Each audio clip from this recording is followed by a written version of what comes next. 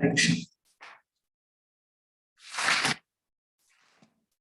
Welcome and coming back for this Bhagavad Gita program on the 9th day. We will be looking at the chapter number 6. Yesterday we have completed chapter number 5.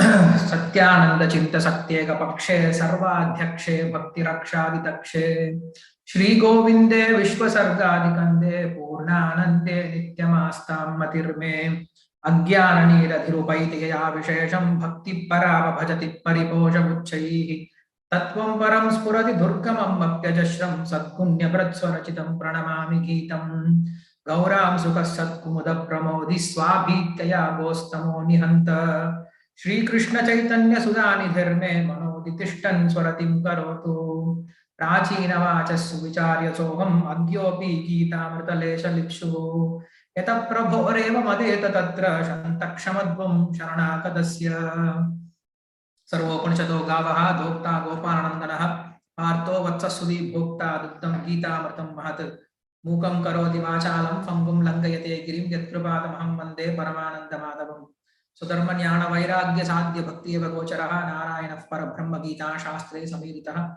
Om Vishnupadaya Krishna Preshtaya Bhutaleshmate Bhakti Vikasa Swami Namine Om Vishnupadaya Krishna Preshtaya Bhutaleshmate Bhakti Vedanta Swami Namine Namaste Saraswati Deve Gauravani Pracharine Nirvishesha Shunyavadi Pascharya Shatarini Jai Shri Krishna Chaitanya Prabhu Nityananda Shri Advaita Gadadhara Shri Vasadi Gaura Bhakta Vrinda Hare Krishna Krishna Krishna Hare Hare Hare Rama Rama Rama Hare Hare Yonta Pravishya Majimam Prasuttam Sanjeevyatta Kilashakti Dharaswadam Na Anyata Hastacharana Shravanat Vagadin Prana Namo Bhagavate Purushaya Tubhyam Pantvasman Puruhuta Vairi Balavan Matanga Madhyat Ghata Kumbho Chatri Vipadanadi Kapatu Pratyeka Vajrayitaha Srimad Kanti Ramasya Pradasona Kara Dharidara Didura Pradvastattvanta Shanta Pradgamanasa Bhavita Puri Bhagai Hare Krishna.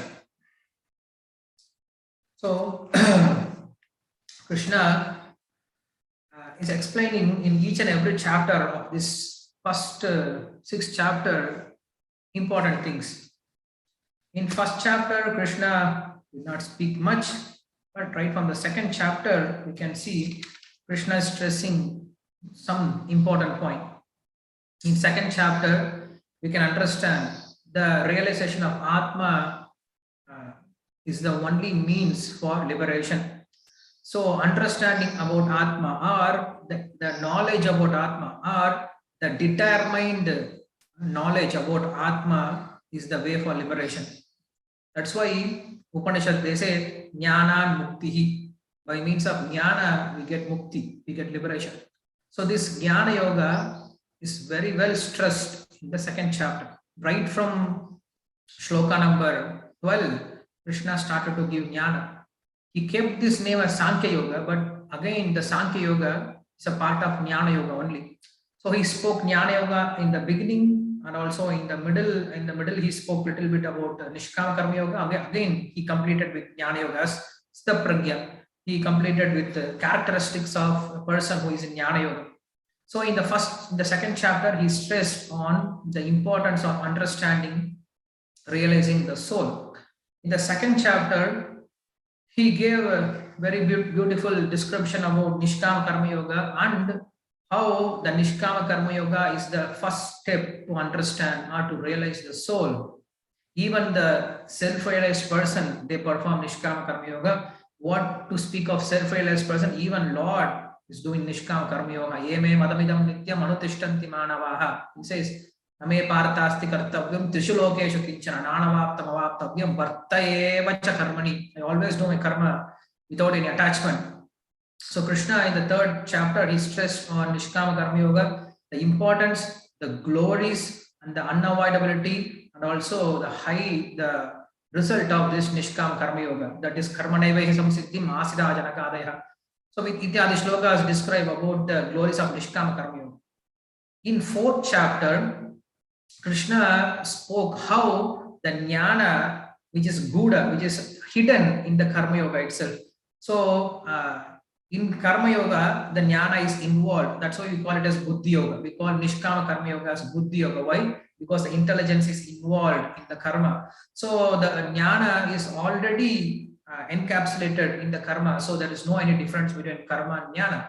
This is what slightly touch in the fourth chapter. And to understand that kind of jnana, you should go on surrender to tattvavid. So by means of Guru's mercy, we can understand that knowledge very easy. That is what's stressed in the fourth chapter. And in the fifth chapter, Krishna spoke very clearly that karma yogesu saukaryam. He spoke very clearly about the easiness of karma yoga and shaigryam kaschana tadvidaha, and also the quick attainment of the result, that is self-realization, and brahmajnana prakarascha, and also how a person attains brahmajnana, what are the qualifications of the person who has attained brahmajnana. Panchama adhyaya uchyate. This is what explained in the Panchama adhyaya in the fifth chapter. So till fifth chapter, he has given us a view about Atma, about Karma Yoga, about Jnana Yoga, about the oneness of Jnana and Karma, about the supremacy of Nishkama Karma Yoga, and how the Karma Yoga leads to the ultimate Jnana, that is realizing Paramatma. So in this way, he has given us 5 chapters very nicely. Now I guess whomever is hearing, now you can understand what is happening in the Bhagavad Gita, how the flow is going in the Bhagavad Gita. You have to understand like this kind of flow. Otherwise, if you see Bhagavad Gita here and there like a chong, then it may be not so useful. So we have to understand the flow. That's why acharyas, they always give us flow, and always we should see Bhagavad Gita with this flow. Whenever you see a shloka, you should ask, you should think why this shloka is here, why this is spoken here, what is the connection in this shloka. So like that we should see. So we don't have to speculate much.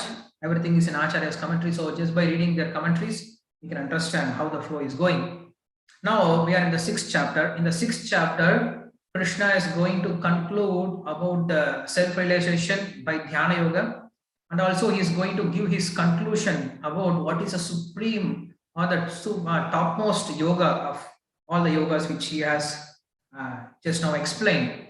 So the 6th chapter, it speaks about, as usual, we will see first of all the Yamunacharya's Gita Sangraha Shloka. Here he says, Yoga Abhyasa Vidihi. The 6th chapter, he speaks about Yoga Abhyasa Vidihi, the rules and regulations to be followed in the Yoga Abhyasa. Chaturdha, Yogi Chaturdha, and 4 kinds of yogis are mentioned in the 6th chapter. Yoga Sadhanam. What are the sadhana, what are the means to do that yoga, and Yoga Siddhi. Yoga Siddhi means here, in the end, you will see, you will understand that Arjuna is going to ask about what are the results that yogi is going to get, what are the results that a fall down yogi is going to get. So all this thing comes under Yoga Siddhi. So Yogasya Paramyam, Swayogasya Paramyam, that is the conclusion of this 6th chapter. That is the yoga on himself, that is the unlimited excellency of the yoga concerning about the Vasudeva, that is Krishna. So that is the ultimate yoga. So that is called Swayogasya Paramyam Sashtaha Uchyate. In the 6th chapter, all these 4 topics are discussed. So whenever we go through this 6th chapter, we should understand these 4 topics are discussed very clearly. So we'll go through the Dhyana Yoga today. So Ashtanga Yoga, here in the beginning of the chapter itself, Krishna praises about Nishkama Karma Yoga, because by doing this Nishkama Karma Yoga, one purifies his mind. With purified mind, he is able to do this Dhyana Yoga. So first 2 shlokas in the Dhyana Yoga, in the 6th chapter, it is going to glorify about Nishkama Karma Yoga, which is a sadhana for Dhyana Yoga. Shri Bhagavan Vacha Anashita Karma Phalam Karyam Karma Karoti Yaha Sasanyasi Cha Yogi Cha Niragdir Nachakriyaha. Also, Yam Sanyasam Viti Prahur Yogam Tam Vidhi Pandava Nahis Asanyasta Hankalpo Yogi Bhavati Kaschana. So, not just by giving up one becomes sannyasi, or not just by doing some karma, by activities, he becomes karmi. He becomes bound up. So everything, it depends on his chintana, his anudhyana, how he meditates. So Even though one does his work in Karma Yoga, in Nishkama Karma Yoga, even though he does his work, how he does everything in the mood of Krishna Arpanam. It is for some Siddhir Haritoshanam. It is for Lord's pleasure. So when he does this, he has no any hankering, he has no any desire, and also he is not disturbed by dualities. When someone is having this kind of qualities, then he is called sannyasi. So who is called sannyasi? Sannyasi means one who is fixed in knowledge, and one who is not disturbed, one who has very controlled senses. So this we can all see in the yogi also. Here yogi means again Nishkama Karma Yogi. So Krishna praises that Nishkama Karma Yogi is actually a sannyasi. In one sense, he is just a sannyasi in white dress. He's not a sannyasi wearing saffron, but he's a sannyasi also wearing white dress, because he's having the same kind of consciousness like what sannyasi is having. So here again I want to remind you that here we are not discussing about the Vaishnava sannyasis, what we are seeing in ISKCON. Here Krishna is speaking about karma sannyasa. So actually this karma sannyasa is prohibited in Kali Yuga. In Kali Yuga, 5 kinds of things are prohibited. Ashwamedam, Gavalambam, Sannyasam, Palapaitilkam, Devarena Sudotpatti, Panchakala Vivarjayat. These 5 things has to be given up in the Kali Yuga. That is Ashwamedam. Ashwamedam means Ashwamedha Yajna. Gavalambam. Gavalambam means sacrifice, animal sacrifice in the Yajna. Ashwamedam, Gavalambam, Sannyasam, this kind of karma sannyasam. Ashwamedam, Gavalambam, Sannyasam, Palapaitilkam, Devarena Sudotpatti. These 2 things is not necessary to discuss. Anyway, so the sannyasis are here, the karma yogi, the Nishkama Karma Yogi is considered also a sannyasi because he is with that kind of consciousness. So Krishna spoke about 2 important things about Nishkama Karma Yogi. Now he enters inside the Dhyana Yogi. So first of all, he speaks about Arurukshu, one who has this desire to do this Dhyana Yoga. Arurukshor Muner Yogam Karma Karana Muchate. Yogharudasya tasyaiva samakkaranam uchyate. Those who want to advance in the process of Dhyana Yoga, or those who want to elevate themselves in the process of yoga, for them karma is the cause for elevation. That is called Yoga Rurukshu. But one who has already advanced in the yoga platform, for him giving up the karma is the sadhana. You can see those who want to advance, for him the karma yoga is the sadhana. Those who are already advanced, giving up their karma yoga is the sadhana. So he is called Yogharuda, because he is already in the platform of soul. He has lost his taste to do anything in this world, and he has no ability to do anything in this world. His mind doesn't go simply to the worldly activities. He is already detached from everything in this world. So he cannot do, even though he may think that he wants to, he may try to do something in this world, but simply he will fail. He cannot do, because his mind, his sense, his intelligence, everything is in Atma. So he cannot do. He's already detached from everything. So detachment comes automatically. If you desire for detachment, detachment won't come. If you just practice your Nishkama Karma Yoga, the detachment comes automatically, like a dried leaf leaves the branches automatically without any endeavor. Similarly, when you are practicing your spiritual life very sincerely, the detachment comes automatically. You will not even notice that you are detached. But if you try to detach yourself manually or by your own endeavor, then we may get more attachment. So that's what happening. So Krishna speaks about here yoga rukshu and yoga aruda. So yoga arukshu means one who is thinking about advancing. So if you are thinking about advancing in spiritual life, then better do your Nishkama Karma Yoga. If you are already advanced, then don't even think about giving. It will already leave you. So that's what here yoga ruksha and yoga aruda. And he goes on speaking about the yoga aruda's lakshana. He says, Yadahi niendriyasyarteshu na karmasu anusanchate sarva sankalpa sannyasi yoga arudas tadocchate. Who is yoga aruda? Who is in a advanced stage of this Dhyana Yoga? He has no any attachment for sense object, and also he has no any attachment to the actions to attain the sense objects. He is completely renounced of all the desires. See, we may give up that desire for sense objects, but when time comes, we may endeavor to do something to attain that sense object. But this yoga rukshu, this yoga ruda, he doesn't even get attachment to do something to attain. They are like very rare. We can see very rarely about this kind of yoga ruda. We can take example from Shukadeva Goswami, Jadabharata, Rishabhadeva. So all these great souls, Atmaramas, they are in Yoga Ruda platform. Uh, Even the senses doesn't work for anything material. Even if you cut them, even if you spit on them, even if you pass urine and stool on them, still they will never care for you. Still they will never care for these things. Their senses will not work. They're called Atmaramas. They are completely in the bliss of Atma. It is very rare. Only we can get to know about this kind of examples from Purana. Otherwise, in this world, it is very difficult to see someone with this Yoga Ruda platform. So he described about Yoga Ruda platform. So that is the highest platform. Now, why Krishna is speaking all this thing? Why he is speaking about Yoga Ruda, Yoga Rukshu?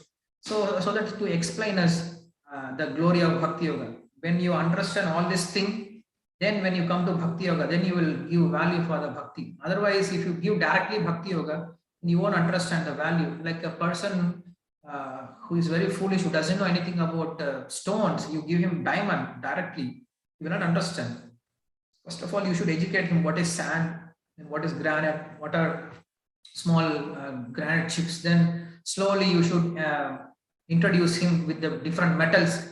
Then you bring him to the gold. Then you give him diamond. Then he will understand the glory. Similarly, Krishna, he did not immediately bring bhakti in the first 6 chapters, even though he hinted here and there indirectly, but he did not speak about bhakti directly. He was giving different types of yoga. He was trying us to understand that all these yogas are very difficult. And then at last, when somebody is looking, okay, Krishna, it is very difficult for me. Give me something easy. I'm ready to do anything with that thing. I'm ready to surrender. Then he gives bhakti yoga. That's what we'll see in the 7th chapter from tomorrow. Sound too low. Hare Krishna. Today, are you able to hear me? I'm speaking. Hare Krishna. Are you able to hear me what I'm speaking, or it's too low sound? Hare Krishna, Krishna Krishna, Hare Hare, Hare Rama, Rama Rama, Hare Hare. Is it okay now? Sound is okay now? Able to hear. Okay. Now Krishna, having given a small brief introduction about the 2 kinds of yogis, now he is entering inside the yoga. For yoga, the main sadhana is mind. Mind is the very powerful tool which helps us to advance and to degrade also. So that's what Krishna says, Uddharet atmanam atmanam na atmanam avasadayet atmanaivi atmano bandhur atmanaiva ripuratmanaha. So don't degrade yourself by means of having uncontrolled mind. You can deliver your soul by your mind, not to degrade it. The mind is the best friend for the soul, and also the mind is the best enemy for the soul. Because if you have a controlled mind, then mind is the best friend. You don't need anything else. Now, can you hear properly? Because there are some comments again and again coming that I'm not able to hear. Everyone can hear properly now? Hare Krishna. Yes. Okay. Yes. So when you have a controlled mind, then you can advance, you can do anything in this world. But if you have uncontrolled mind, it will kill you. Slowly it will kill you. We can see people who are committing suicide. What is the cause of their suicide? It is not that they are suffering because of something.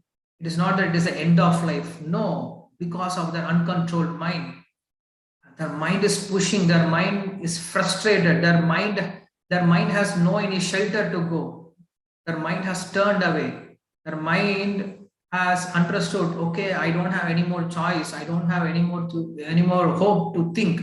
So let me give up this. This is how they commit suicide. when you give Krishna, then he is the best hope to hold on. Then nobody will have this kind of thoughts. People, they are climbing on some hopeless thoughts, and they're clinging on it. So it is not possible to catch something very temporary and trying to get shelter from it. So we should always try to keep Krishna in our mind. So here Krishna himself says that if you can control your mind, it becomes your best friend. If you don't control your mind, then it becomes your worst enemy. That's also we can see. Manayeva manushyanam karanam bandhamokshayoho. It's also what the Shastra says. Bhandaya vishaya asangoho muktaihi nirvisham manaha.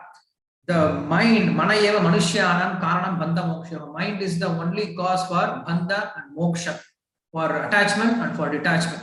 That's why all the prayers are meant to educate our mind. Even if you see Vaishnavacharya's song, they're always saying to the mind, please, hey mind, you please try to think about Lord, you please try to engage yourself in Lord's thought.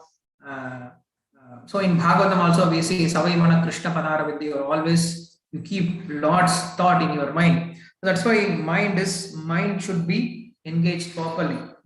Otherwise, that's why we say take up this Bhakti Yoga. We give this very material example that when we are working in our life, we are like it's like a software project. When you are doing a project, then you have different modules that you complete this module and you go to next module. So similarly, when you are doing your project, you can do your project, doesn't matter whether it's a small or big one, you can do it. But you should have an antivirus in your system. Then the project won't get destroyed by means of useless viruses. Similarly, our life is just like a project, and we have different modules. We have, first of all, we need to accomplish school, then college, then job, then marriage, then children, then house, then car, then bank balance. So we are just working on these modules, going from one module to another module. It's a big project. So you can do this project, no problem, but at least install antivirus called Bhakti in your heart. Then if you have this Bhakti in your heart, it will help you that whenever there's a break, whenever there's a virus entering inside, it will save you. Otherwise, you may break down at any point of your life. We see even school children, they are committing suicide.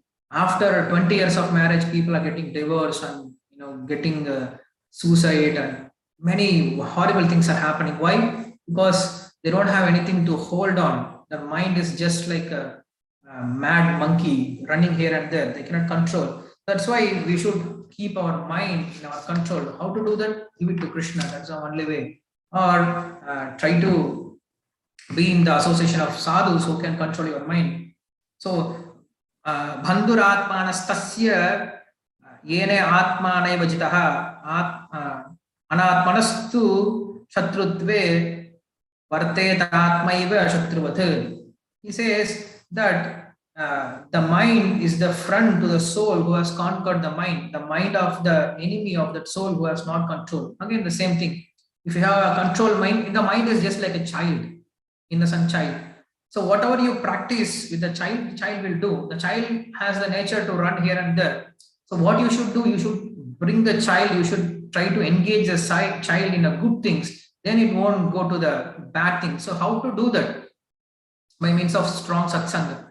How can you control your mind? By means of strong viveka. When you have this discriminative knowledge, when our mind runs after useless thing, then the knowledge with which gives you about discrimination by means of shastras, then with this shastric knowledge we should understand, okay, this is good, this is not bad, I should do this, I should not do that. By means of this we can control the mind, we can control the thought process of the mind. And how this viveka, how this discriminative knowledge comes? By means of satsanga only.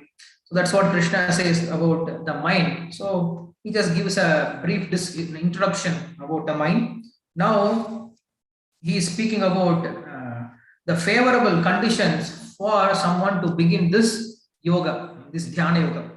Who can do this Dhyana yoga? One who has already perfected in Nishkama Karma Yoga, he can do this Dhyana yoga. So what is the perfection of the Nishkama Karma Yogi who has started this Dhyana yoga? He's Gita Jitatmaha means he is always equal in dualities. Prashantasya, he is free from attraction and repulsion, that is Ragadvesha. And Samahitaha, situated in Samadhi. And Jnana, these three shlokas are the three shlokas 7, 8, and 9. These three shlokas speak about the qualities or qualification to do this jnana.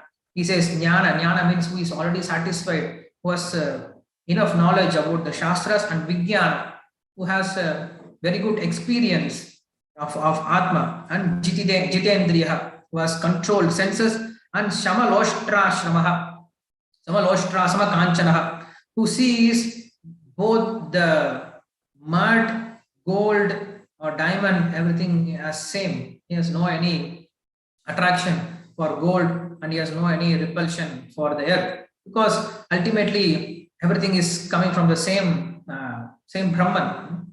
Like a person who is making pot. So you go to a potter, and the potter has lots of clay. So with that clay, he makes a small lamp, and then he makes small elephant, and then he makes small bird, he makes some small plate. There are many varieties he makes. So when you go there, you see plate, you see elephant, you see pot, you see glass, you see different varieties of things. But for a potter, there's just a clay. Maybe the shapes are different, but it is just a clay. If you understand the tattva behind it, then it is just a clay. So similarly, one who knows the tattva, whether it is glittering gold or muddy soil, both are coming from the same energy. So he's not very much attracted with gold, or he's not repulsion for the ordinary soil. This is what Ambarish Maharaj said. Ambarish Maharaja, even though he was the emperor for the whole universe, when someone asked him, he said, Yenesham Loshtavati Smritam. He just considered this whole world just like a handful of mud. He said, he took a handful of mud. He said, what is this mud? Whole world is just a mud.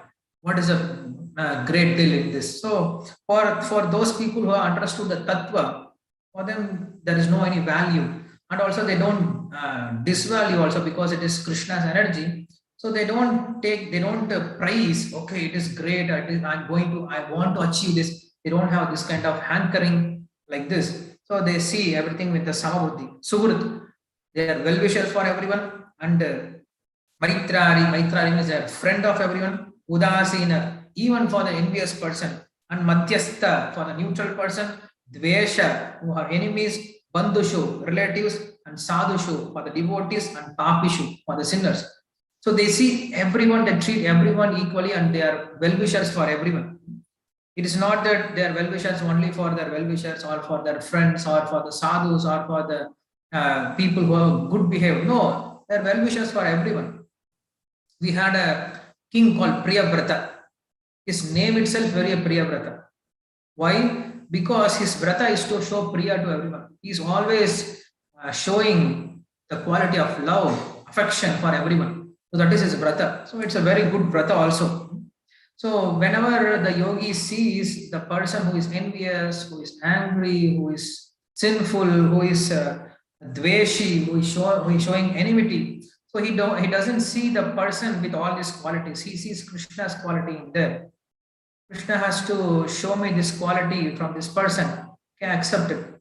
Krishna is testing me with this person, my tolerance, my patience, my compassion, my mercy, my understanding that how sinful I am. Whenever you see a person who is torturing you, you should understand you should be more tortured actually. But the person is very merciful because of Krishna, so he's torturing you less. Otherwise, you should be you should be getting tortured more for your sinful activity. So in this way, the person who is in the complete absorption of the Atma and also of the Lord, he doesn't treat everyone differently, but he sees Krishna's hand in all the situation. So this is how he faces everyone. So he is called yogi. And when the yogi is trying to practice, then the Atma Jnana, with these qualities, when he tries to practice, then the Atma Jnana comes up. So it is not something that we should go and get it outside. This realization of soul or the darshan of the Lord or understanding of the Lord, it is not something that we should go and get it outside. It is already there in our heart. Nitya Siddha Krishna Prema Sadhya Kabunoi Shravanadi Suddha Chitte Karya Uday. Chaitanya Mahaprabhu says, this Krishna Bhakti, Nitya Siddha, it is already ready, available in our heart. Nitya Siddha Krishna Prema Sadhya Kabunoi. It is already Sadhya. It is not sadhana. We don't have to even do now we need to manufacture. No, it is already there. But what happened is covered. It's like Krishna's picture is covered by dust. What you should do, just clear out the dust and you can see Krishna's beautiful smiling face in that picture. Similarly, in our heart, Krishna Bhakti is already there. We don't have to install it. Just we need to clear the heart from unwanted, unnecessary anarthas. Then you can see Krishna Darshana inside this. So this is how Yogi tries to do. He's trying to clear out all the unwanted anarthas from his heart so that he can have the darshan of soul and also of the Paramatma. So now Krishna is going to speak about the process of yoga from the shloka number 10 to 32. So in these 23 shlokas, Krishna is going to explain about the Ashtanga Yoga. Krishna here is speaking about Raja Yoga actually. There is Hatha Yoga, there are different kinds of yoga. So here Krishna is speaking about, in Ashtanga Yoga itself, there are different kinds of yoga. So here Krishna is giving about Raja Yoga, very simple kind of yoga. Just for a sample, anyway we are not going to do, and Krishna is also not asking us to do, but just to give a sample what yoga means. So Krishna is just giving us an information, very small information. Otherwise, Yoga Shastra itself is very big. Patanjali Yoga Shastra we have, it's a very big Shastra. So yes, just summarized in 23 shlokas. So shloka number 10, from shloka number 10, Krishna gives about Yama Niyama, and also 11, 12, he speaks about asana. So when we are going through shlokas, we'll understand what Krishna is speaking. So in this process of yoga, we have Ashtanga, we say Ashtanga Yoga. Ashtanga Yoga means yoga has this, Dhyana Yoga has 8 limbs: Yama, Niyama, Asana, then Pranayama, then Dharana, Dhyana, Samadhi. Pratyahara, Dharana, Dhyana, Samadhi. So these are the 8 limbs of Ashtanga Yogas. So first of all, we should understand Yama and Niyama. Yama and Niyama means what we should do and what we should not do. What are the qualities that we should acquire? What are the qualities that we should give up? So if you read Patanjali Yoga Shastra, he explains about this, what is Yama and Niyama, but Krishna, he speaks little bit from that. He's not explaining completely. The first qualification is Ekaki.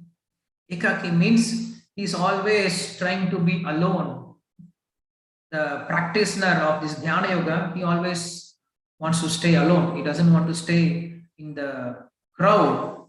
It is not only for the person who is in the Dhyana Yoga, but for devotees also, this Ekaki is very important. Why? Because we don't have time for everything. If you give time for so many different things, then you will not have time for Lord, you will not have time for your sadhana. These people, what they do when you are in crowd, what these people they will do, they will steal your time. The time is the only thing which you can use as a sadhana to reach the Lord. So what these people, they will come, they will talk useless things, and also because of this asatsanga, we will lose our time, we will lose our interest in spiritual life also. We should always trying to be ekaki. Ekaki means trying to be separated from asatsanga. As soon as you are in asatsanga, then immediately you are lost, like Bharata Maharaja. Even though he was practicing yoga so nicely, by means of asatsanga, by means of asatsanga of a deer, then he started to contemplate on the deer, he was taking care of deer, he was affectionate to the deer, and he died and he became a deer. That's why for a yogi, ekaki, it's very important. For us, ekaki means to be always in the association of devotees. That is called ekaki, to give up, to leave away the material association. It's very important. It's called ekaki. Especially in this Kali Yuga, we have asatsanga everywhere around us. Right in our mobile phone itself, we have asatsanga, and we have asatsanga in so many varieties, in so many forms. We don't have time. We don't have time for anything. No time, no proper time for eating, no proper time for sleeping. All our time are eaten away by means of this modern civilization. So when you have this much shortage of time, then how we are going to give time for Lord? Lord, if you want to do bhakti, it's like love. So love means you should spend some time.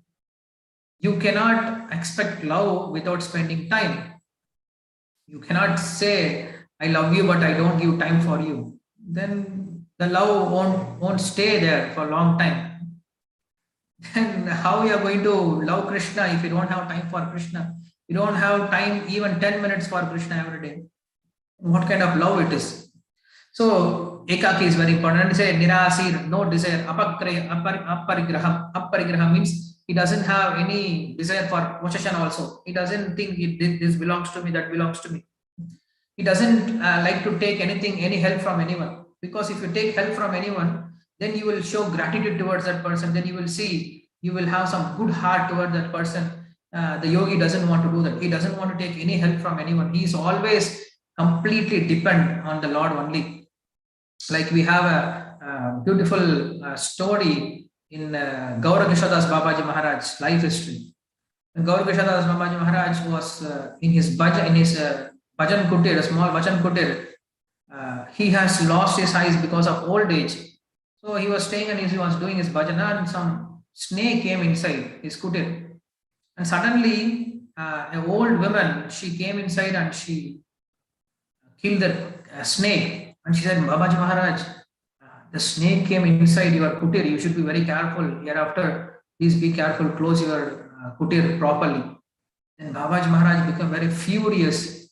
He said, just get out of my kutir. Don't come this way anymore.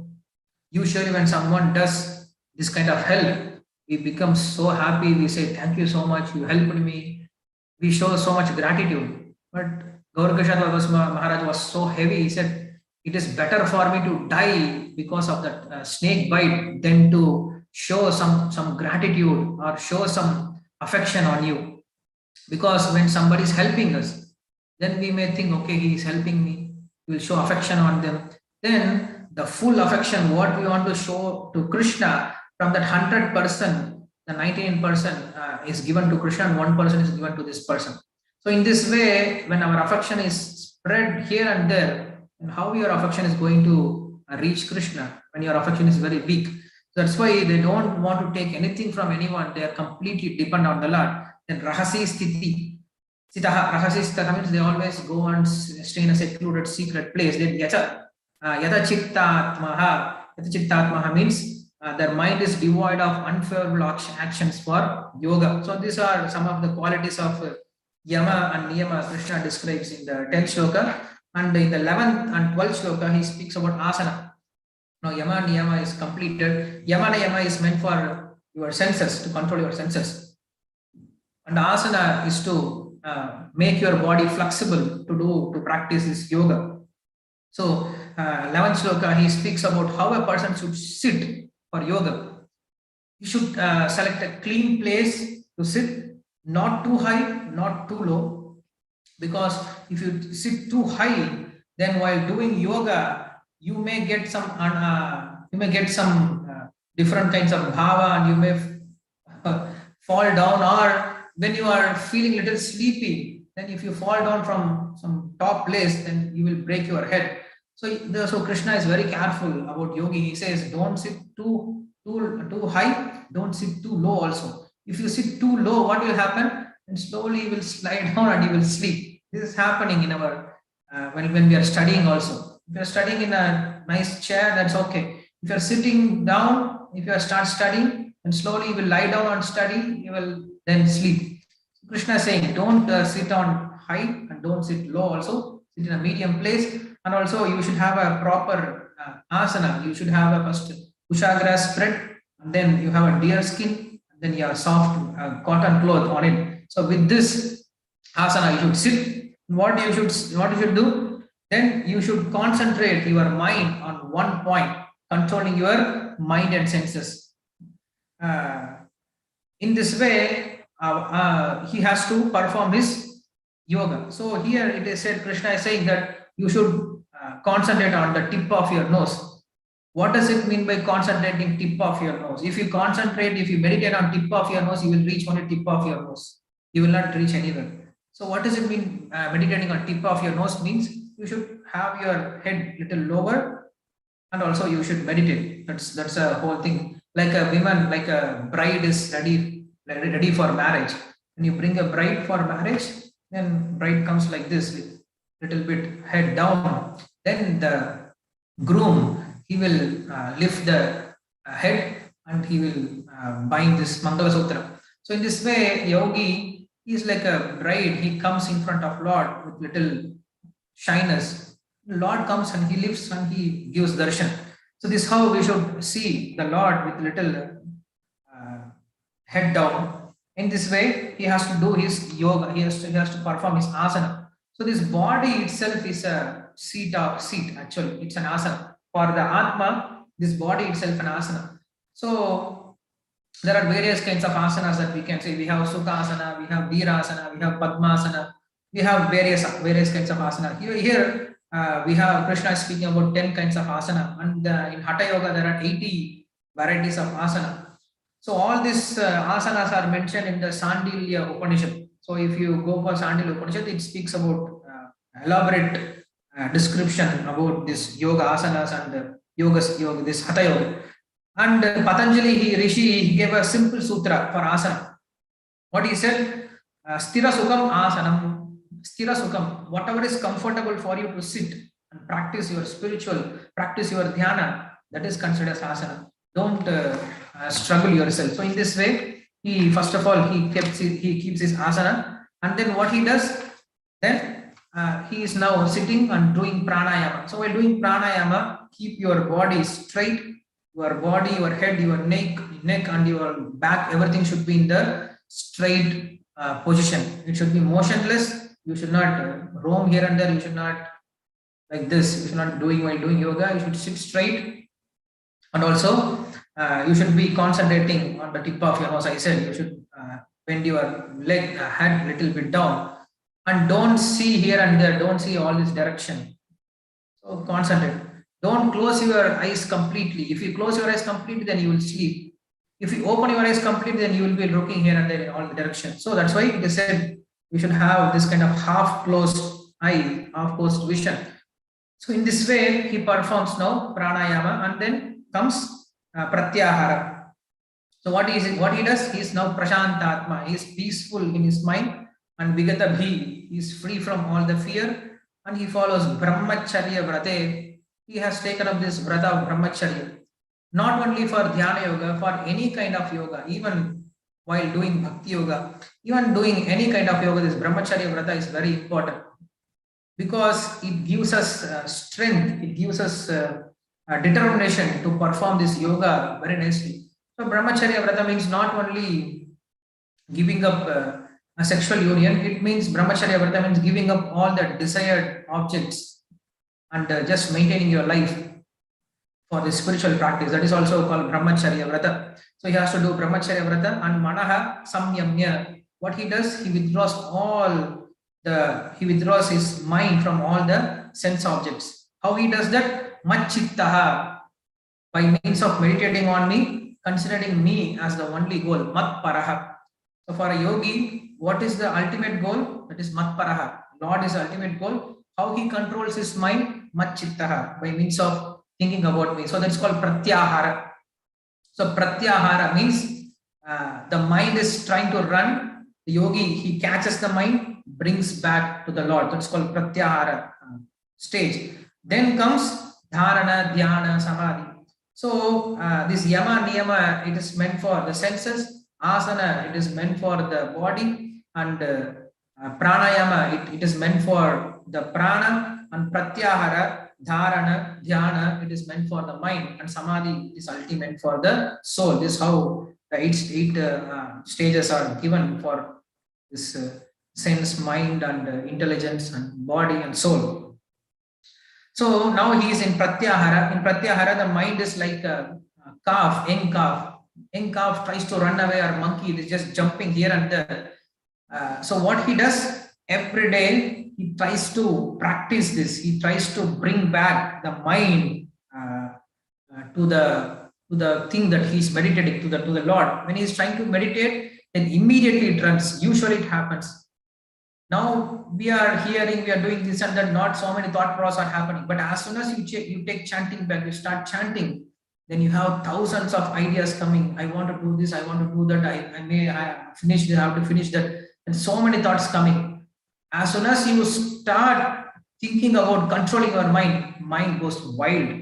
This is how the mind is running here and there. So we have to do pratyahara. Pratyahara means we should bring back the mind. Oops, mind is somewhere, I'm chanting, my mind is somewhere else. Okay, bring that mind again, slowly keep it on the thing that you are doing. That's called pratyahara. Then what happens? Then dharana comes.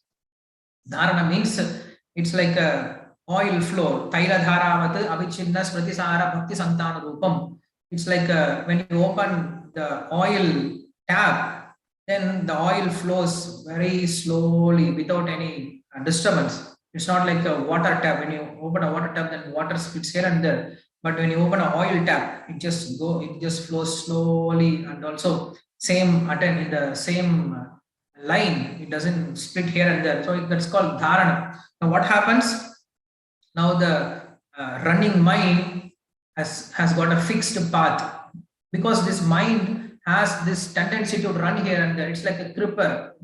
So creeper, it will flow here and there. So what we should do, we should carefully take the creeper and put it on a proper place. Then it will it will flow in that place. Otherwise, if you start controlling it, it won't control. So that's called that's why we call dharana. Dharana means giving your mind to Krishna. You see how the mind can be controlled. If you give something beautiful, then what it is experiencing, then the mind will be automatically controlled. So that's why we have beautiful deities, deity worship. We have beautiful paintings. So all this thing helps us to catch our mind. We have beautiful description in the lectures, and we have beautiful kirtans. We have beautiful prasadam. So all these things are meant to bring back our mind to the devotion service. So by means of seeing Lord's darshan every day, we can slowly bring back our mind. We have seen in Vrindavan, devotees, they stand in front of Radha Shyam Sundar or Krishna Balaram for hours. They can stand and they can just look at the deities. They can stare at the deities without any disturbance. Even though the temple is full of crowd moving here and there, devotees are so fixed. They'll be looking at Radha Shyam Sundar. They cannot simply take out their eyes from them. And then mind is automatically controlled. So this is how we can control our mind. Madhura Adipate Akilam Madhura. Who can be more sweeter than Lord? Only Lord can help us to control. So in this way, he achieves this dharana, that is unwavering consciousness of thinking about the Lord. So in this way, what he does, he offers his Atma daily to this process to attain that happiness by thinking about Krishna. By thinking about Krishna itself makes us happy. When you take darshan of Krishna, how much happy he will get. So similarly, the yogi, now he is trying to practice this Dhyana yoga to achieve that soul. Now, having achieved the soul, he becomes very blissful. Now, the qualification of the yogi is given. How a yogi should live. He says, those who are eating too much, or those who are sleeping too much, they cannot be a yogi. Or those who are eating too less, who are sleeping too less, they cannot be yogi also. So if you want to be a yogi, then Krishna says, Yuktahara viharastha yukta chesa karmasu. If you want to be a yogi in any process, then you should have yukta. You should have a balanced way of eating, sleeping, recreation, all this thing. So regulated sleep. When you have all this regulated life, then even you can be happy in this world. What to speak of the spiritual life? So why we have so many diseases? Why we have so many different kinds of problems in this world? Because of irregulated habits. If you have regulated habits, then you can see your progress very nicely, and also you can advance materially also. So in spiritual life, it is true that don't try to immediately become a yogi by means of restricting food. And also don't think now prasade sarva dukkanam, so I will eat so much prasadam. No, have balanced diet. Have a balanced, regulated life in eating, sleeping, and recreation. So this is how the yogi, they perform their yoga every day. It is not a one-day process. The yogis, they perform yoga for some time, they come back, they do their work. It's like a Nishkama Karma Yogis. They are still Nishkama Karma Yogis until they get to the stage of Samadhi. Till the stage of Samadhi, they will be performing the Nishkama Karma Yoga. At the same time, they will be engaged in the Dhyana Yoga process also. So by means of slowly engaging, what they will do, what they will achieve? They will achieve Dharana. First of all, they will achieve Dharana and also Dhyana. So what happens? Dhyana means now the external senses are already stopped by means of his meditation. Now in this Dhyana process, his internal senses, we call as this mind, intelligence and ego, antakarana. So all this antakarana process also stops. It is flowing directly towards the meditation of the Atma. So in this way, the yogi slowly controls his consciousness, fixes on the Atma alone, and he is free from all the desires for the sense objects, and his consciousness is just like a flame, is just like a lamp which is burning without any disturbance of the air. So the Atma is glowing inside without any disturbance. Now he has achieved Dhyana Yoga. He has achieved Dhyana. Then after that, he has to go to Samadhi level. So Krishna is describing about Samadhi. Who is the person who has attained this Samadhi Yoga? In this Samadhi Yoga, he has completely controlled consciousness and he experienced unlimited bliss, seeing the self by mind. And also he experiences the bliss by spiritual intelligence, and he does not want to deviate from the spiritual bliss, and he knows there is nothing I can get above this kind of spiritual bliss, and he doesn't think any more to be attained than this spiritual bliss, and he is not disturbed by any great calamity in this material world by means of this spiritual bliss.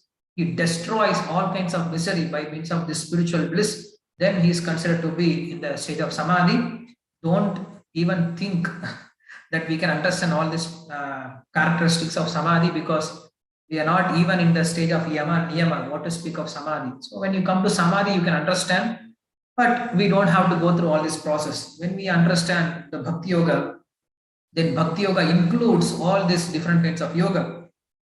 So what he does, now he has attained this Samadhi. So now he is trying to practice Samadhi. Samadhi is also not complete Samadhi. So he practices Samadhi. First of all, in the first month, he will practice Samadhi for 1 minute. Even he can go to Samadhi for 1 minute, it is considered as big achievement. He practices his Samadhi for 1 minute, like for 6 months he will practice. And after 6 months, he will go a little further. Then he will go for 1 hour Samadhi. Then 1 day Samadhi. Like this, the yogi slowly he increases this Samadhi. But we should have this endeavor, continuous endeavor. We should not say, okay, I got only 10 second Samadhi. No, this 10-second Samadhi is a great thing to achieve. So that's why it is said that Uparamat Buddhya Drita Grihitaya. What is Samadhi? Samadhi means complete absorption in the soul. That is called Samadhi. We should have this endeavor. We should have this tireless endeavor. When you do this endeavor, then Lord Himself will help. Like we have a small example, a small bird having a nest near by ocean. So the mother bird went outside for getting food, and ocean, because of its big wave, the wave came and it took the nest inside the ocean. Now the mother bird comes and she sees, okay, my nest is not here, it is in the ocean, so I'm going to take back my nest.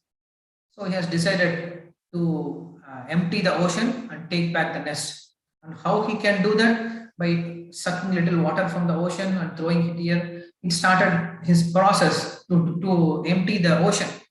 And all the animals around, they started to laugh. Oh, you're going to empty the ocean, come on, give up this.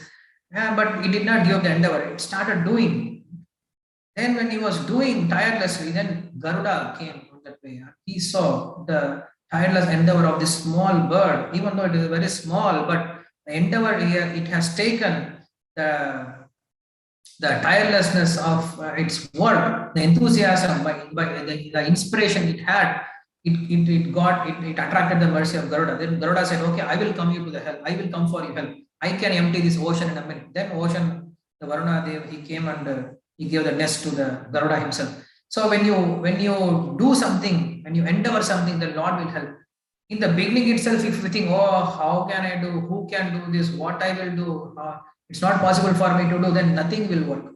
You do with enthusiasm, the Lord will definitely help. So this is how the yogi, he practices this samadhi slowly, and then he reaches the final stage of this dhyana yoga. That's what here in 25th shloka says, Sankalpa Prabhavan Kamas Tektva Sarva Asheshataha Manasvendriyagramam Vinimyamya Samannataha Shanair Shanaihi Uparamat Buddhya Dritagrihitaya Atma Samantam Manakrutva Na Kimchit Api Chintayet.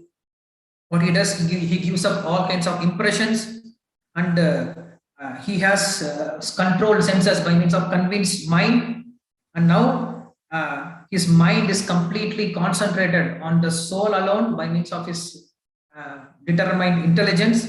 And what he does, he will not think anything other than Atma.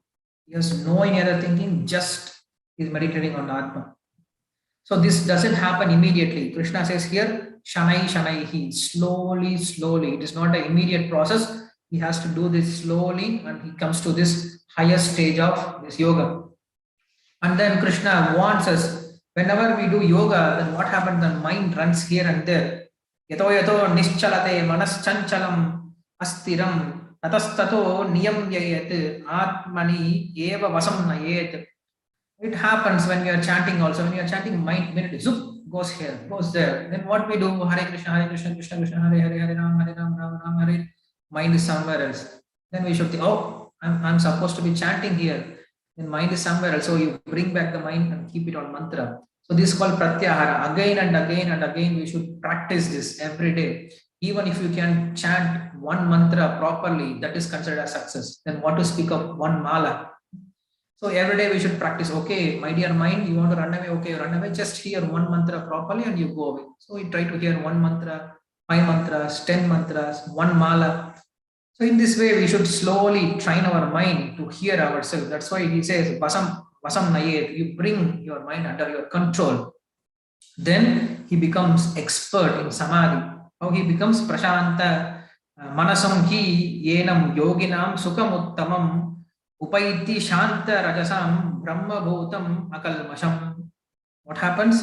Then he fixes his mind on the soul, desires are destroyed, free from passion, and also Atma gets all the 8 qualities of the liberated stage. That is Apahada Atma, Vijaraha, Vimrutyuhu, Vishokaha, Vijigitsaha, Apipasaha, Satyasankalpaha, Satyakamaha, Satyasankalpaha. So Atma attains this 8 forms of the qualities, liberated qualities. So now what happens when he gets all these qualities? Then something happens. And he says, Yunjian eva sadatmanam yogi vigata kalmashaha sukena brahma samsparjajam atyantam sukhamashnute. When he gets back to the Atma state, that he gets all the 8 qualities of the Atma, what happens? Then the yogi, he is free from all the sins, constantly experiencing this Atma, and he experiences the bliss of touching that Paramatma. It says here, Brahma Samsparshajam Atyanta Sukhamashnute. Even in this world, when some lovable person, when they touch you or when you touch them, you feel so happy. Only in the first touch. But if that is the case, when you get your new baby, when you touch it first time, so we get different happiness by means of our first touch. So this Atma, after millions and millions of yugas, or after millions and millions of lifetime suffering here and there, getting so much torn away by means of so many suffering, by means of so many distress, now at last reached the Father. And just by looking at the Father, here it is said, Atyanta Sukham, he experiences unlimited bliss just by that Brahma Samsparshajam, just by the touch itself. Or a person who is working outside in a foreign country for years, and then he comes back to his place, he feels some happiness inside. Similarly, after We have given up our home for many millions of lifetime. Now we are again getting reconnected with that Lord. So he experienced so much happiness. So this is what mentioned, that he has already attained Paramatma, and he is already in the stage of that highest stage of yoga, that is called Samadhi. So after explaining about Samadhi, now shloka number 29, 30, 31 and 32. These four shlokas speaks about four different kinds of yogis, or four advancement, four stages of yogis. So the first stage of yogi is that Sarva Bhutastam Atmanam Sarva Bhutani Chatmani Ikshate Yoga Yukta Atma Sarvatra Samadarshanaha. So first one, the first kind of yogi, what he does, he sees Paramatma is indweller in the all living entities, and also he sees Paramatma is the resting place for all the living entities, and Paramatma is equal to everyone. So this is the qualification of the first yogi. That's what his vision is. And then the second yogi, Yomam Pashyati Sarvatra Sarvam cha Mayi Pashyati Tasyaham na Pranashyami Sachamena Pranashyati. The second kind of yogi, the little advanced yogi, he sees me everywhere and sees me everything in me, and he sees everything in me. For him, I am never lost, and also he never loses my sight also. So we are all the time seeing each other. So this is the second kind of highest yogi. And third one, Sarva Bhuta Sthitam Yomam Bhajati Ekatvam Asitaha Sarvata Vartamanopi Sa Yogi Mayi Vartate. The third kind of yogi is that he is not only seeing the super soul, but he goes above and he sees the Lord Swarupa Shakti. That Lord is in the size of this thumb, Angushtam Matra Purushaha. So he sees Lord in this size of thumb with Chanka Chakra Gada Padma. So he sees Lord's beautiful Swarupa. By means of seeing that beautiful Swarupa, he attains Lord's personal association, and he doesn't have to even do any of his prescribed duties. He's already he already got the association of the Lord. So this is the third stage of yogi, and the highest yogi. Krishna says this I am considering this as the highest of all the Dhyana yogis. He says Atmaupayena sarvatra samam pashyati Arjuna sukham va yadi va dukkham sa yogi paramo mataha. See this, how Krishna says about the topmost yogi, who sees everyone, everywhere, the happiness and distress of others as his own. He is considered as the topmost yogi. I'm again repeating, he sees everywhere or everyone's happiness and distress as his own. So he is considered as the topmost yogi. Means he is not only concerned about the Lord's supremacy, he is not just concerned about the Lord's presence in all the places. He is not just concerned about his own liberation, but now he is concerned about all the living entities, their happiness and their distress. He sees them, Sarva Bhuta Hite Rataha. He sees them, he tries to help them. When he sees the people suffering, then he wants to help them. He wants to help them to get out of the suffering. So that kind of yogi is considered as the highest yogi of all the yogis. That's what Krishna says here. So you can understand that again here the preaching mission is what Krishna is stressing here. Only preachers, they can see the distress or the suffering of the people. And because they see the suffering of the people, that's why they are able to preach. Because they see people are suffering here. So out of compassion, out of gratitude, out of dutifulness, that they want to take out this suffering, so they come out and preach. They see others' dukkha as my dukkha. They see others' happiness as my happiness. So this is how we should treat everyone. Whatever is pleasing you, you try to do it for others. Whatever is hurting you, you don't try to do it for others. So this is like for in the material sense, but in the spiritual sense, you try to give the spiritual bliss, what you are experiencing, to others, and also you try to save them by means of spiritual knowledge or by means of spiritual life. Whatever distress that you have gone through, don't let them suffer also with the same distress. You help them to get out by means of your spiritual knowledge or spiritual association. So that's how Krishna explains about 4 different kinds of yogi. And Krishna speaks about now Arjuna is having a question that he understood that Samadarshana of the yogi. Now Arjuna is asking, Chanchalahmi Mana Krishna Pramadini Bhalavatrutam Tasyaham Nikraham Manye Vayoriva Sudushkratam Dushkaram. Krishna, whatever you said, it is true, but I consider the controlling of mind, it is impossible. Even I can control the wind, the blowing wind, but controlling mind looks impossible for me. That's what Arjuna says. Even Arjuna says that controlling mind is very difficult. Who has Krishna as his friend, and who is in Nara, in the avatar of Naranarayan Rishi, and who has all the qualification. He says even the controlling of mind is very difficult. And what Krishna says, Asamshayam hi mahabaho durnigraham chalam abhyasena kaunteya vairagyena grhyate. Krishna, he accepts. Yes, Arjuna, what you said is correct. What you said is correct. To control the mind, it is very difficult, but it's not like impossible. It is possible. It may look or it is difficult. Asamshayam, there is no doubt. But there is a way to control the mind. How to do that? Abhyasena tu kaunteya vairagyena cha grhyate. If there is no way, then why Krishna has to speak about controlling mind? It is impossible. Why Krishna has to speak about something impossible? There is a way. This Abhyasena tu kaunteya vairagyena cha grhyate. This is directly from Patanjali Yoga Sutra. If you read Patanjali Yoga Sutra, then he gives very nice definition for each and every stage. For yoga, he says chitta vritti nirodha yoga. For yoga, a complete definition for yoga. And this same kind of word you can find abhyasa vairagyam tan nirodha. This is a Patanjali Yoga Sutra, that you can control your mind by abhyasa vairagyabhyam tan nirodha. You can control mind by abhyasa and vairagya. So that's why when you read Bhagavad Gita, after reading different shastras, when you come to Bhagavad Gita, you will enjoy Bhagavad Gita. Again, Krishna says it's Sarva Upanishado Gavaha.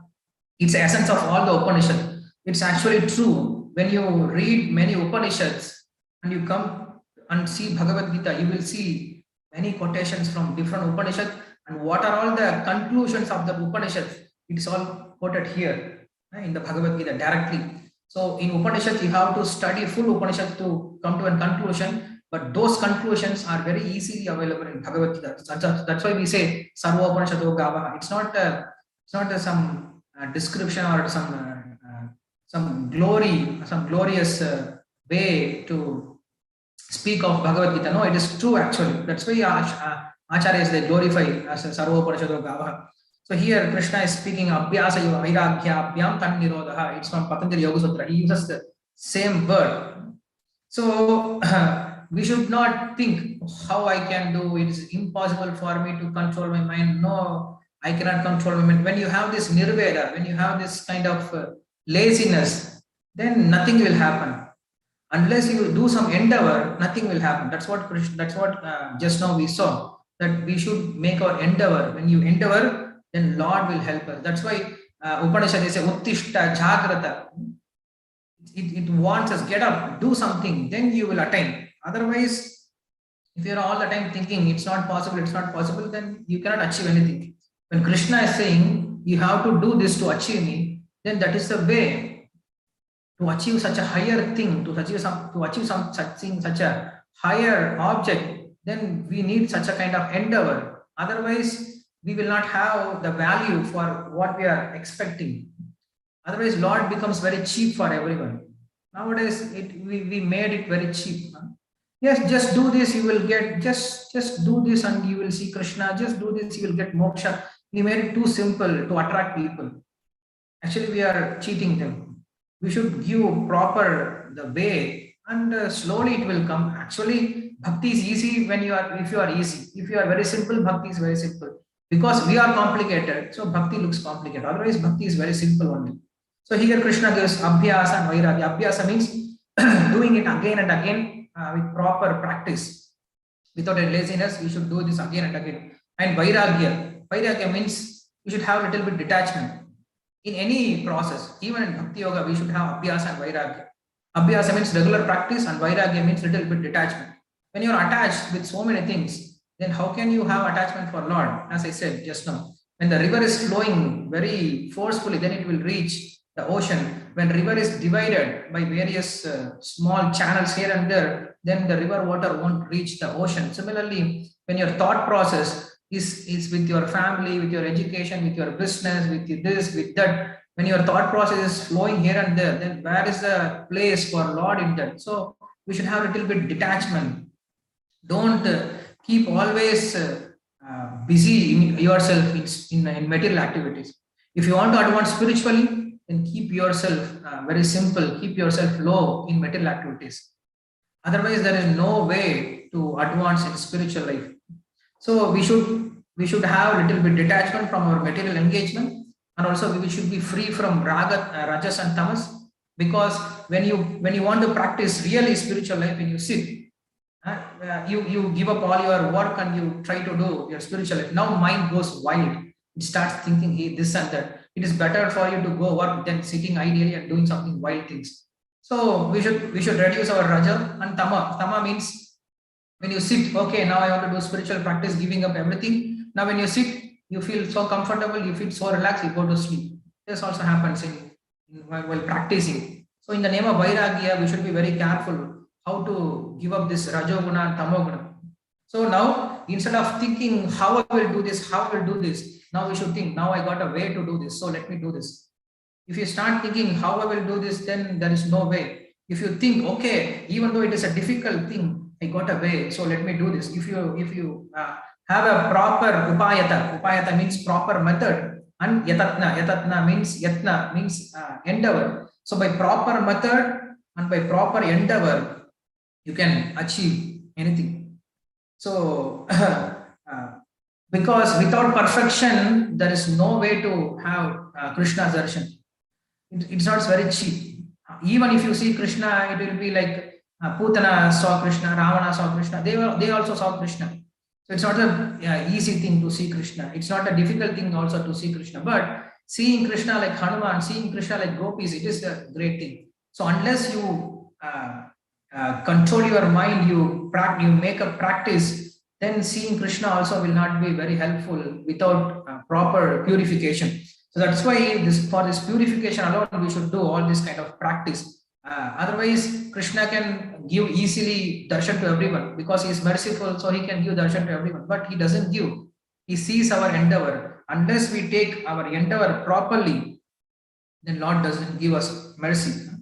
So it is not only by our endeavor Lord is gained. Lord is Sarva Saulabhya. He is very merciful. Why he is merciful? It's not he is merciful to everyone. It's not merciful to anyone. He can just give darshan to anyone. No, he is not doing that.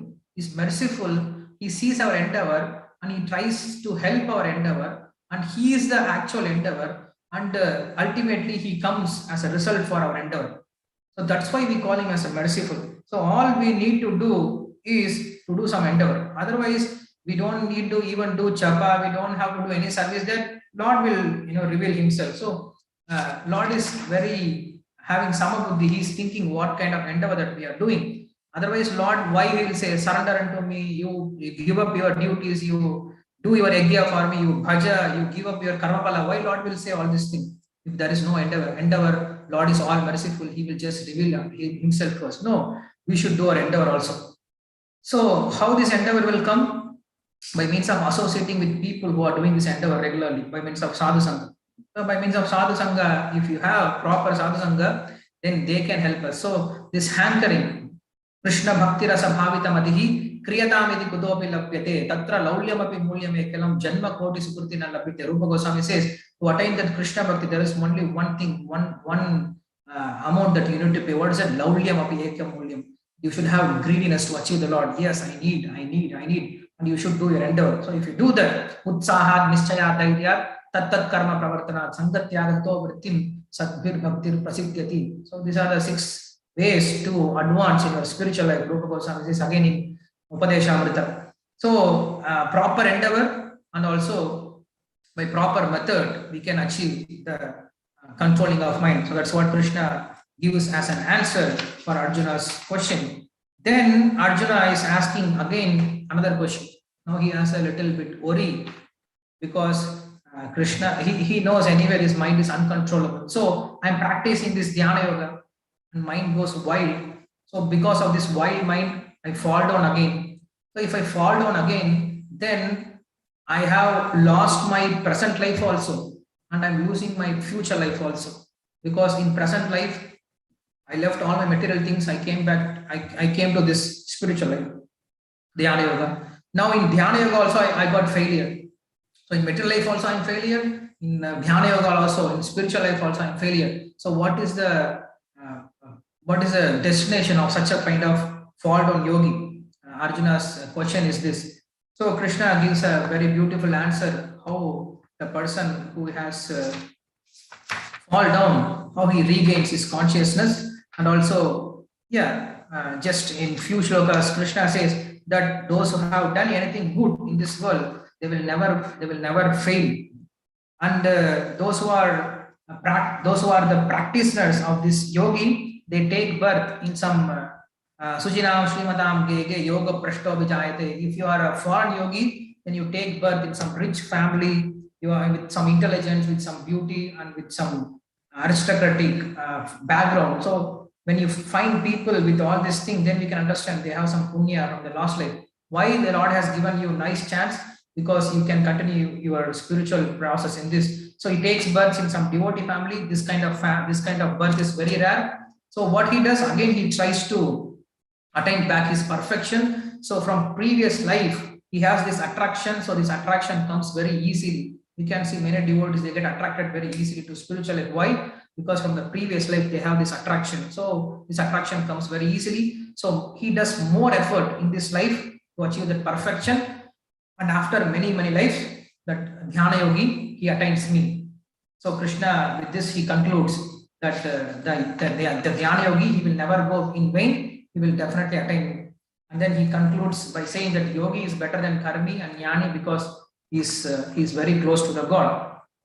Having said all this thing, he says very important shloka, the last shloka of the 6th chapter. Yoginam api sarvesham madgatena antaratmanaha shraddhaman bhajate yomam savayuktattamo mataha. Arjuna, as of now, I have explained to you Karma Yogi, Jnana Yogi, and Dhyana Yogi. So of all these three kind of yogi, yoginam api sarvesham madgatena antaratmanaha shraddhavan bhajate yomam. Bhajate, here bhajate means one who worships me. So of all kinds of yogi, one person, the person who worships me with faith, keeping me in his mind, samayukta tamo mataha, samayuktaha, he is considered as the topmost of all the yogis. So Krishna now introduces about Bhakti Yogi in the last shloka. So with this, he completes the Dhyana Yoga. That's what I told you. Krishna doesn't bring Bhakti Yoga immediately. He slowly takes us from here and there, and then he brings us to Bhakti Yoga to show the glory, or to show the rareness of this Bhakti Yoga. So we all got this Bhakti Yoga very easily. Don't think this Bhakti Yoga is very easy. During those times, it was very difficult for even demigods to attain.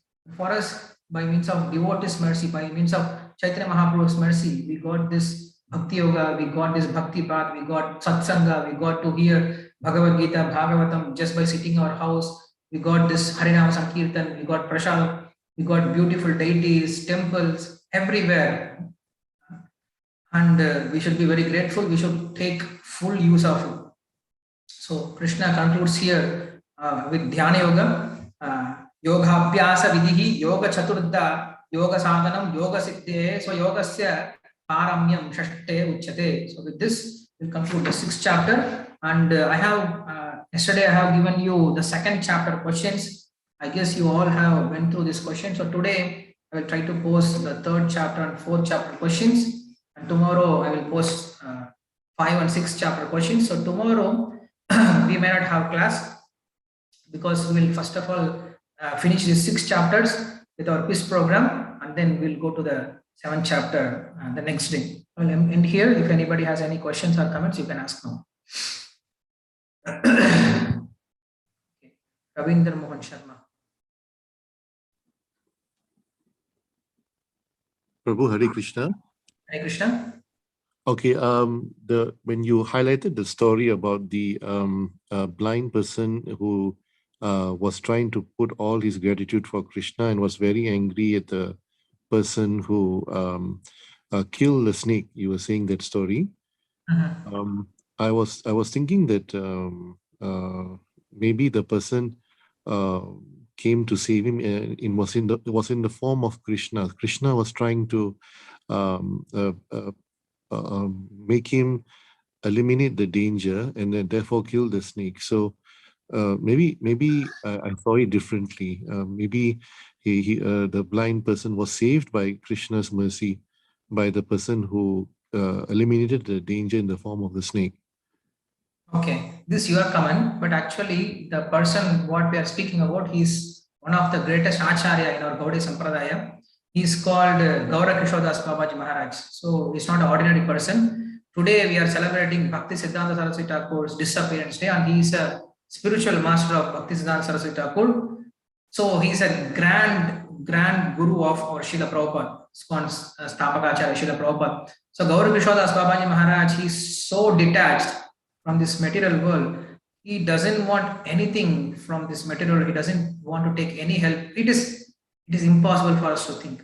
How they think, it is impossible for us to think. They think, we are thinking saving this body is saving, but he thinks saving my mind for Krishna is actual saving. So they don't consider giving up this body. Body is anyway, it is dead. So I can give up my body, but not my thought to anybody else other than Krishna. This is how they are thinking. So their way of their level of consciousness and our level of consciousness is completely different. Anyway, it's not for us. They are so detached in that level. They are thinking like that. But for us, it's not necessary to think in that way. But we should show gratitude. If somebody is helping us, we should show gratitude. That is for sure. Okay. I agree, Wayne. Hare Krishna Prabhuji, I have a question. Is Nitya Naraka there in Sanatana Dharma? I have heard some sects in Vaishnava Sampradaya itself saying such theories. Is it true? Which one? Nitya Naraka. Eternal hell, they say. Yeah. There is nothing like eternal hell, because if there is a eternal hell, then when the whole world is destroyed, whole universe is destroyed, hell is planet also gets destroyed, and then they take birth again. When the universe is created again, they are given this body and they are given a chance to work in this world. So there is nothing like eternal naraga. It is not in our concept. Not in our. Also, Krishna says in chapter 16 also, like this about Devasura Sambhava Yoga. In that he said that the demons never reach him. Does it really mean that the demons never reach him? I was a little bit angry that time. He's saying, it's like it's like a mother scolding the son. If you do this, I will break your leg. He's not going to break your leg. Mother is not going to break your leg. But out of compassion, out of thinking, what kind of foolish, why are you doing like this? I will put you there. Just come out. And then Krishna is saying, but why Krishna has to come down and help everyone? Even if somebody sees Krishna, even somebody thinks about Krishna and dies, so he doesn't have to come back again to this material world. Definitely he is not going to give us eternal. Eternal in the sense for us, it may be eternal, but in the Krishna sense, it's not eternal, because even one creation, maintenance and destruction is just like a one breathing for him. So from our point of view, it may look like eternal. Maybe he stays there for one Brahmanda, Brahma's lifetime, but again he has to come back and he has to perform his karma, and he will come out slowly, eventually. Okay, thank you, Prabhuji. Thank you. Okay, so if anybody has any other questions or comments, you can ask now. If there is no, then we'll stop here, and tomorrow we'll have questions. So tomorrow we may have question and answer session, means you can go to the questions, and if you have any doubts, we can discuss tomorrow about the question and answers, what we are giving you. Srimad Bhagavad Gita